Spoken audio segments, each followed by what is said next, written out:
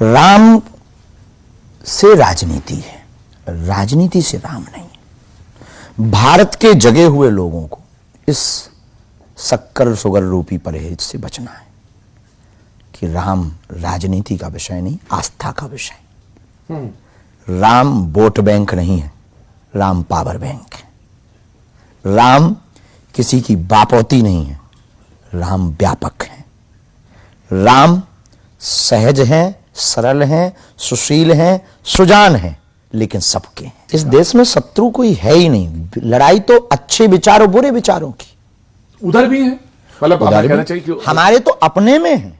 हाँ हाँ, तो हम तो मजहब पे भी नहीं ले जा रहे हैं। हमारे तो कुछ हिंदू भी आगे के लगे अपने अपने ठटरी के भरे न कटा, हाँ ना काटने योग्य हैं अपने, जो अपने होकर जिनके पूर्वज राम की पूजा कर करके मर गए, जिनकी माताजी श्री रामचंद्र के पालू भजमन से प्रातः काल का प्रारंभ करती थी, वो कहते थे राम की प्रमाण दो ठटरी के भरे।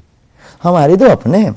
हमारा सिद्धांत इनके विचारों को बदलना है। सेक्युलर का मतलब कृष्ण विरोधी नहीं है। हाँ। सेक्युलर का मतलब साधु संत पाखंडी नहीं। सेक्युलर का मतलब ये पाखंड नहीं है। तो दूसरों को गाली भी नहीं। हाँ, यही हम इनको बता रहे हैं। हाँ। सेक्युलर का मतलब ये नहीं है। सेक्युलर का मतलब ये भी नहीं है कि आप राम काल्पनिक कहो। सेक्युलर का मतलब ये भी नहीं कि रामचरितमानस पे उंगली उठाओ। सेक्युलर का मतलब ये भी नहीं कि फाड़ो और जलाओ। सेक्युलर का मतलब ये भी नहीं है कि आप जो है मंदिरों के ऊपर टिप्पणियां करो और या मंदिरों को ध्वस्त करो। सेक्युलर का मतलब ये भी नहीं है कि सनातनीय बहु बेटियों को प्रायोजित तरीके से फंसा करके उनके 35-35 टुकड़े करो।